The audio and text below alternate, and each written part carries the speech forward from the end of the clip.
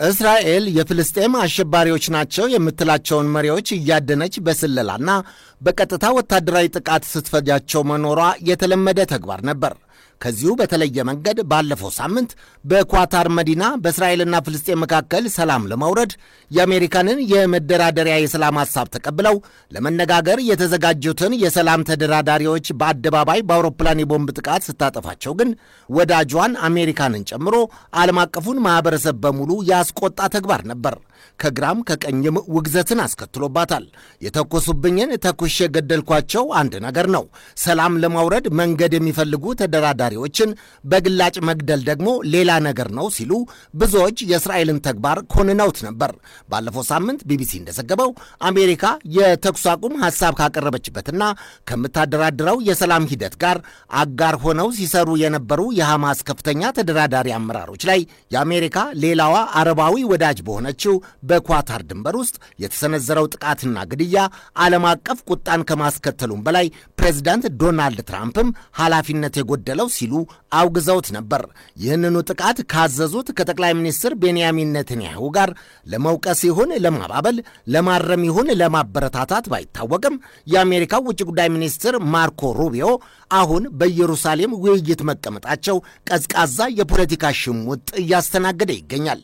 የአሜሪካ ውግዘቱ ሁሉ የውሸትና የይስሙላ የፖለቲካ ድራማ ነው እየተባለ ነው። እንዲያውም ኳታር ውስጥ የፍልስጤም ከፍተኛ አመራሮችና ተደራዳሪዎቹ በአንድ ላይ እንዲሰበሰቡ ተደርጎ ቀላል የጥቃት ኢላማ እንዲደረጉ የሞሳድና የሲአይኤ የጋራ ሥራ ነው ሲባልና ሲታማ የነበረውን ዜና የሩቢዮ ዛሬ ደርሶ በኢየሩሳሌም መገኘት የበለጠ እውነት መሆኑን ያረጋገጠ ነው አስብሎታል።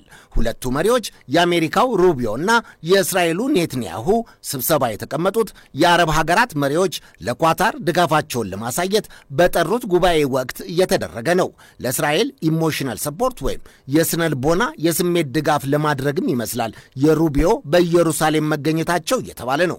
የአረብ ሀገራቱ ከእውነት ለአረቡ ዓለም መብትና ፍላጎት የቆሙትም በሌላ በኩል ከላይ የአረቦቹ ደጋፊ መስለው ከውስጥ ግን ከአሜሪካና ከእስራኤል ጋር የህቡ የጥቅም ወዳጅነት ያላቸውም በጋራ የእውነቱም የይስሙላውም በአንድነት የኳታር ደጋፊ ነን ከጎንሽ ነን ሲሉ ተደምጠዋል። የአረብ መሪዎቹ ለዓለም አቀፉ ማኅበረሰብ በሁለት ቢላዋ መብላታችሁን አቁሙ፣ በአደባባይ እስራኤልን በቃላት እያወገዛችሁ በህቡ በተግባር እስራኤልን አትደግፉ፣ በሰው ሉዓላዊ ሀገር የተፈጸመውን ለሰላም ሲሰሩ ለሰላም ሲደራደሩ የነበሩ የፍልስጤም መሪዎችን ግድያ አውግዙ፣ እስራኤልም ውግዘት ብቻ ሳይሆን በተግባር መቀጣት አለባት ብለዋል። ከአትላንቲክ ወዲያ ማዶ ውግዘታቸው መሰማቱ አጠራጣሪ ቢሆንም የገልፍ ወይም የባሕረ ሰላጤው የአረብ ሀገሮች ሰፋፊ የጦር ሰፈሮችን ለአሜሪካ የሰጡና ሰፋፊ የጦር አውሮፕላን ማረፊያ ያበረከቱ ሀገሮች ናቸው። ከጀርባ ያለው ጥቅም ያው ከአሜሪካን የጦር ሰፈርና የጦር አውሮፕላን ማረፊያ ኪራይ ማግኘት ነው። ሀገራቸውን ለጦር ሰፈር አከራይተው የሚጠቀሙ ናቸው።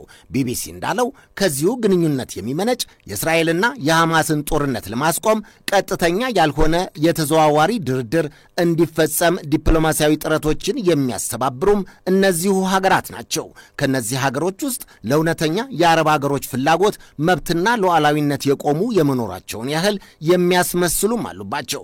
የሆነ ሆኖ የአረብ መሪዎቹ ጉባኤ የኳታር የአየር ክልል ተጥሶ ጦረኞች ሳይሆኑ ተደራዳሪዎች በአደባባይ ተፈጁ እያሉ የእውነትም የውሸትም በሚያወግዙበት ወቅት የአሜሪካ ውጭ ጉዳይ ሚኒስትር ማርኮ ሩቢዮና ቤንያሚን ኔታንያሁ የቅድስት ኢየሩሳሌም ጥንታዊ ከተማን እየጎበኙ በወዳጃዊ የፖለቲካ ፈገግታ ደምቀው ነበር የቆዩት።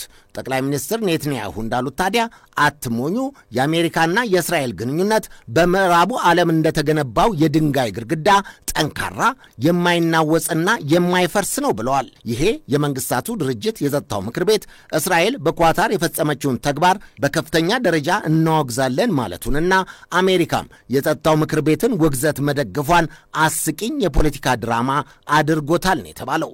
ታዛቢዎች አሜሪካ በጦር ጥቃት ያወገዘችውን ሀገር በሳምንቱ በከፍተኛ ባለስልጣኗ ደረጃ እንደገና ስትጎበኝና ውይይት ስትቀመጥ እስራኤል ብቸኛዋ የዓለም ሀገር ሳትሆን አትቀርም ብለዋል።